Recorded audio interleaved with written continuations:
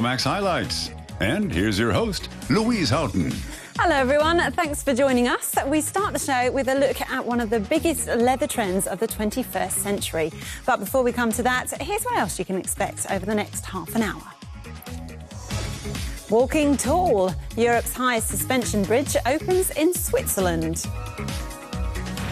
Conversion job, a British company gives old telephone boxes a new lease on life. And skin deep, designer tattoos are all the rage here in Berlin. French fashion designer Jean Claude Jitrois made the headlines back in 1995 for his invention called stretch leather.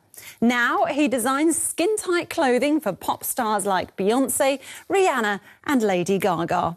We caught up with him in Paris to find out what the in-crowd will be wearing in the upcoming spring and summer seasons. The outfits from this year's spring and summer collection by Jean Claude Jitrois are feminine and colorful. Sometimes it's almost impossible to guess that they're made from leather. Leather used to have a more vulgar masculine image. The bad boys wore black leather jackets. I wanted to give leather a feminine touch. And that's just what Jitrois has done. The French designer is an expert in leather. Celebrities like American singer Lady Gaga and Hollywood star Sharon Stone wear his designs. And here, French actress Alice Tailloni flaunts her second skin. Jean Claude Jitrois made this catsuit possible by inventing stretchy leather. It was an idea that came to him by accident. I was at my grandma's, and she had a horrible flowery plastic tablecloth. I said, "We can't have breakfast on this tablecloth. Why don't we turn it over?" So we did, and I saw that there was cotton stuck to the plastic. I thought that would work with leather. So that's how I got the idea of sticking leather to cotton.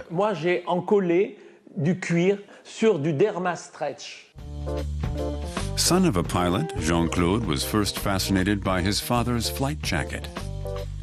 Later, he studied psychology, using items of clothing in role-playing with children in hospital in order to develop their personalities.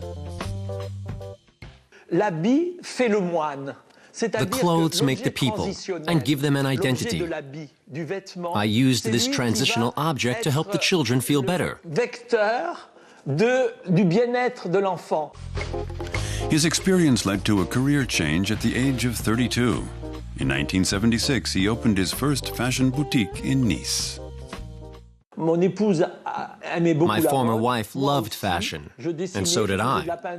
I drew a lot and liked to be creative. So she told me we were starting a new life. Some people go to the country and rear sheep. I became a fashion designer. And a successful one at that. Not only are his leather creations fashionable, they're practical too. The hand-sewn garments can be machine-washed and even ironed. When it comes to everyday outfits, comfort is the key. His customers are the first to vouch for that. You hardly notice they're leather. I can wear them all day, hang them up in the evening, and they return to their normal shape. Then you can wear them again the next day. It's great. Jitrois is constantly on the lookout for fresh ideas. His newest summer collection is inspired by an old church. I was in Saint-Chapelle, a church in Paris, and I saw the stained glass church windows. After that, I looked at different windows of other churches. My new designs made of stretchy leather and silk were inspired by this religious influence. The church windows were transposed graphically onto a computer, and voila, his creation was made. But high fashion comes with a high price tag. This dress costs almost 10,000 euros. Jitrois would argue that you get a lot of wear from them. You can wear a leather skirt like this one at any age. 18-year-olds wear short miniskirts, and the older you are, the longer the skirt becomes, until it comes down to below your knees, like in the 50s. That's the trend for next summer. A second skin, no matter what your age or the occasion. Jitrois also creates glamorous evening dresses in his beloved leather. It's the only material he'll be seen in when he's stepping onto the red carpet himself, like here at the 2009 Cannes Film Festival.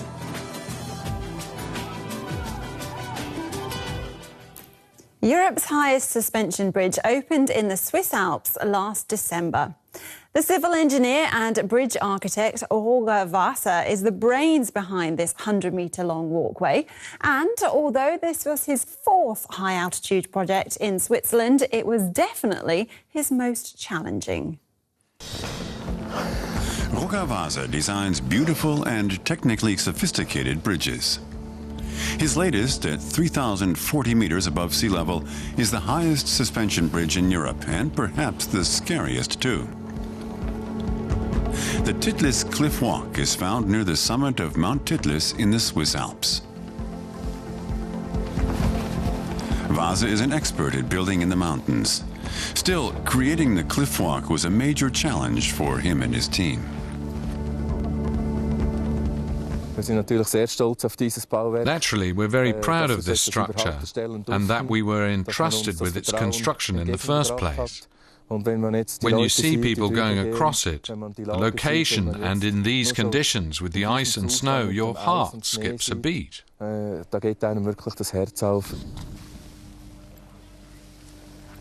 thick blanket of snow has fallen overnight. Roger Wasser pitches in to help clear the entrance to the bridge. It's minus 14 degrees Celsius and the steel cables are covered with ice. From this point, it's a 500-meter drop. Down below is the glacier. Looking to the south from above, you can see the Italian Alps. Wasser built the suspension bridge to withstand winds of up to 240 kilometers an hour. The bridge sways a bit. It has to. So there's the experience factor as well. It's a light bridge, so there'll always be some motion. The bridge, which cost 1.2 million euros, is the newest attraction on Mount Titlis. Visitors from around the globe make their way to the summit just to cross it. The snowy slope at the end is off-limits in winter, as Wasser explains to tourists, but just setting foot on the bridge is exciting enough for many.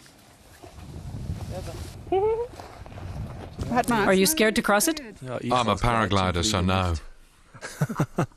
Little uneasy, but lovely experience. It is a bit wobbly, but I think it's pretty safe. I mean, you can feel that it's very sturdy, so I don't think anybody should be scared about it. The bridge is part of a tour around Mount Titlis. Starting just below the summit station, it takes visitors through a glacier cave and a tunnel to the bridge's southern exit. When designing the bridge, Wasser calculated its ideal path. Working at an elevation of more than 3,000 meters proved a logistical challenge. Most of the parts had to be flown in by helicopter, but they still finished on schedule. During the 5-month construction period, Wasser had to make his way to the summit each day. His company won the tender because it had already built several tourist attractions in the area. Among them, these suspension bridges near the Swiss town of Engelberg. Wasser also worked on Mount Stanzerhorn's Cabrio, the world's first cable car with a roofless sun deck. But the construction of the Titlis Cliff Walk is the high point of his career to date. Even though his work here is done, Wasser still likes to visit the summit.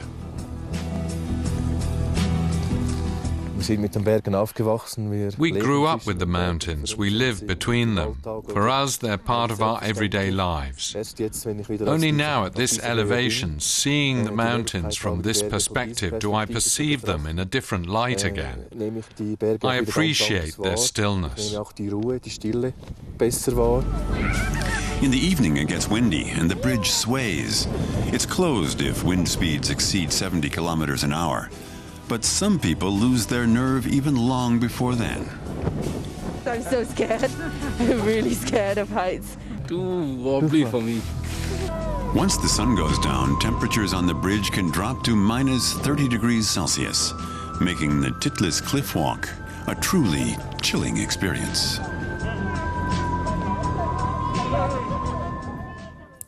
Electronic books are becoming increasingly popular these days. This gives authors more of an opportunity to reach a wide readership, meaning that they are no longer dependent on publishers. Berlin author Nika Lubitsch had her thriller turned down by a publishing house back in 1999. But undeterred, she released it online last year, and within 5 days, it became a bestseller. A villa in Berlin's posh Zehlendorf district, the scene of a heinous crime. The thriller Der siebte Tag, or The Seventh Day, deals with a domestic murder. It's a late success for a 60-year-old Berlin author writing under the pseudonym Nika Lubitsch. She tried her hand at a whodunit years ago. Then she decided to take another go at it. But publishers still weren't interested. I've been reading mystery novels all my life. German crime novels were just getting started when I was young. I've always dreamed of doing this. I wrote my first murder mystery when I was 26. Unfortunately, it never got published. Back then, I got it back from the publishers with the remark, "We don't publish cookbooks." It was a bitter disappointment. Nika Lubitsch had been successfully turning out non-fiction books for years under her real name. She waited until 1999 before she tried another mystery, Der siebte Tag, a gripping and elaborate thriller.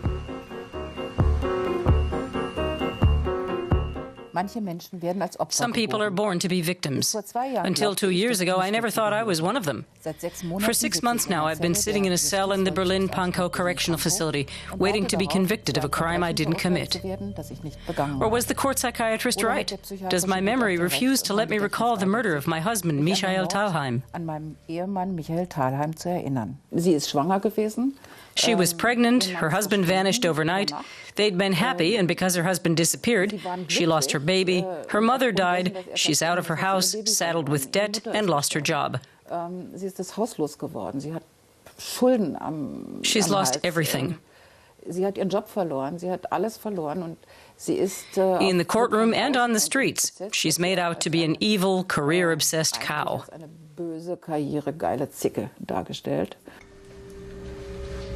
The thriller's narrative structure is unconventional. The author alternates between first-person and third-person narrative. The reader is often confused. That may have been why nobody wanted to publish the 150-page manuscript.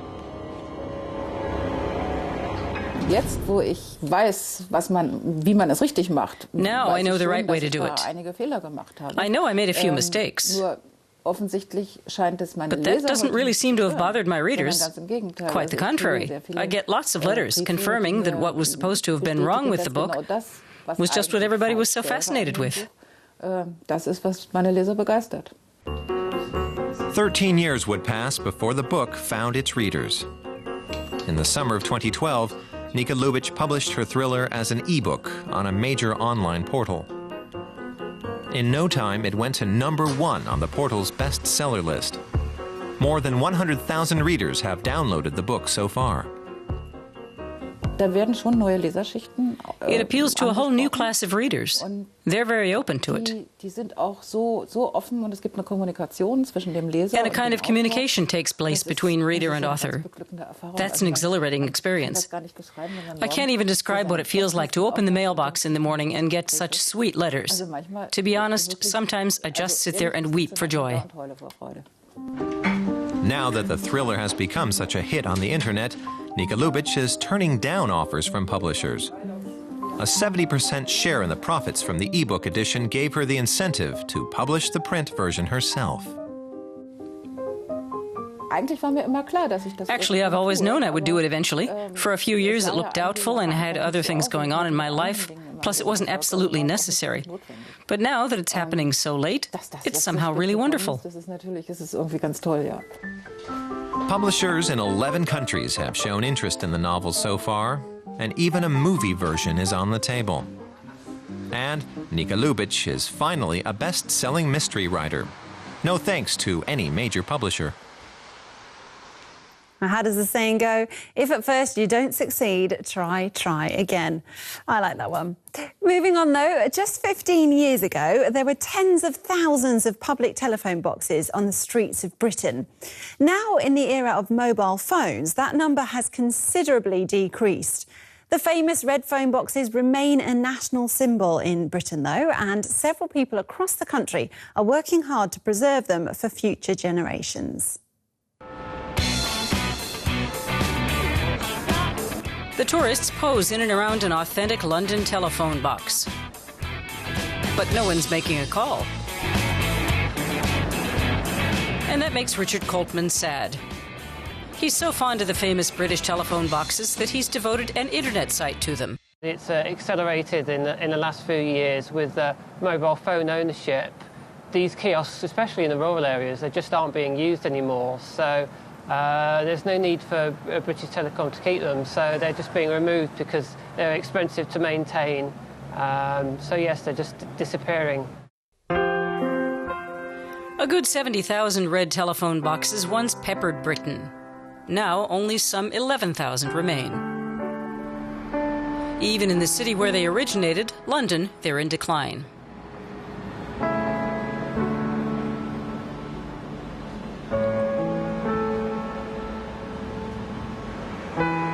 Fortunately, most of them are spared a trip to the scrapyard.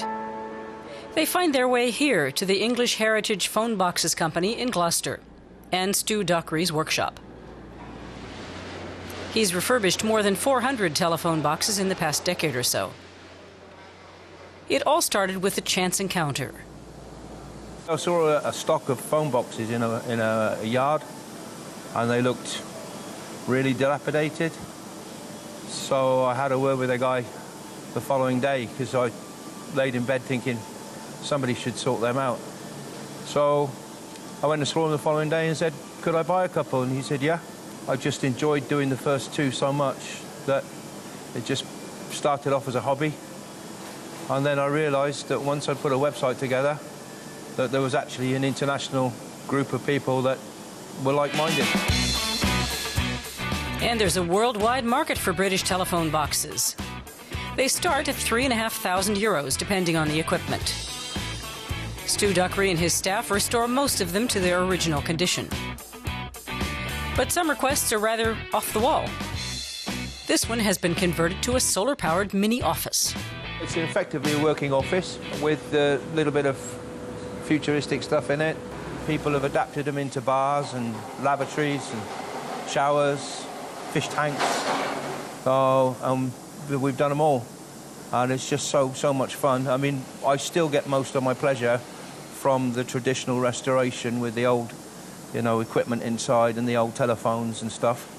But I also appreciate that people with a bit of vision can see that they can be used for more versatile things. One buyer even had himself buried in a restored telephone box. Among the box's more active admirers are musician Mike Oldfield and the band Foo Fighters. What exactly do people see in the red boxes? I really don't know the answer, but I do know that there are hundreds of thousands, if not millions of people all over the world who, A, like them like I do, and B, want one, and appreciate them and admire them. They're just fantastically iconic. The design was by architect Sir Giles Gilbert Scott. Dubbed K2, they were originally supposed to be painted silvery green. But the Royal Mail, which operated public phones at the time, insisted on red, so they'd be easily visible in case of emergency. Besides, red was the company color. Today, alongside the double-decker buses and the London black cabs, the telephone boxes are one of the symbols of Britain and Britishness. Actually, 2,000 of the telephone kiosks in the country, especially the K2s, they are listed by English Heritage, so they cannot be removed or altered. So at least the ones that are listed, especially the ones in central London, they're still going to be here for us to see. This street sculpture in Kingston is called Out of Order. The red telephone box is still serving a purpose. Now, when people have a tattoo done, they've usually either acted on impulse or put a lot of thought into it before heading to the tattoo parlour. A growing number of people are calling on artists to design them something special, and we explored this new trend in body art on the streets of Berlin. The images look as if they're out of a natural history book. They're surrounded by geometric shapes. Work like this takes precision. Tattoo fans love the results as much as art aficionados do their collections. They're the work of Valentin Hirsch. He's a freelance artist whose etchings and drawings have already been exhibited in well-known galleries, including the Künstlerhaus in Vienna. The 34-year-old German says he's been using skin as a canvas for about 3 years. My standards are the same as when I'm working on paper. My approach is the same. It's very artistic. I need to be exact and exercise subtlety. It's a personal thing for me, producing what I do on paper or on skin. Valentin Hirsch works at the Berlin Tattoo and Artists Studio, aka. Tattoo artists from all over the world meet here. Some came to the profession late after working as artists or designers. They attract customers looking for something a little less mainstream. There's enough talent there that people know they can ask for something special. They can also give the tattooist a great deal of leeway because they have the artistic skill to create complex designs.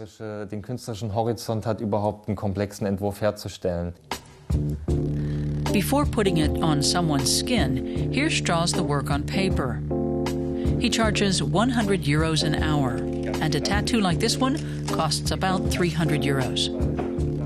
In addition to his Berlin clientele, he's got customers in London, Paris, and New York. Hirsch says his style is influenced by pointillism, which developed at the end of the 19th century. Pointillist images are composed of dots. You need some time to get into the image. But it's like that with painters and their canvases too. They start with a light, diffuse sketch, and then the picture becomes more and more intense and takes on a solid shape. And you reach a point where you know, that's it. Valentin Hirsch belongs to a new generation of tattoo masters who've taken the craft up an artistic notch. Evidence of this trend can be seen in a new illustrated book, Forever, The New Tattoo. The images range from oriental designs to works that are similar to watercolors. A French tattoo artist living in Berlin, Mira Brodsky, is oriented toward classical, Art Nouveau, and Victorian styles. She uses the term new traditional to describe her works.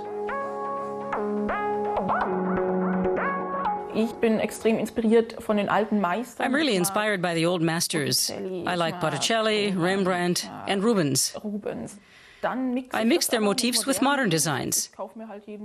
Each month I buy Vogue magazine with its women's faces. They've all got something modern about them. Then I introduce an older element, something from the Baroque, Art Nouveau, Rococo, or Renaissance eras.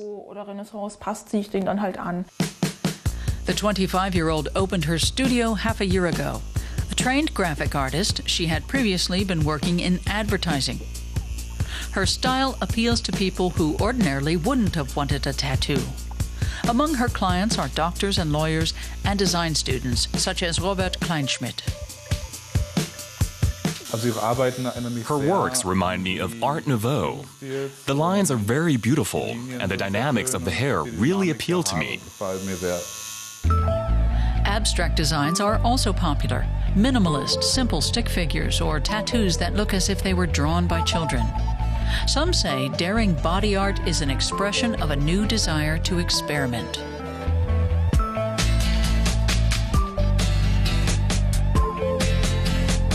At the moment, there's a lot of hype.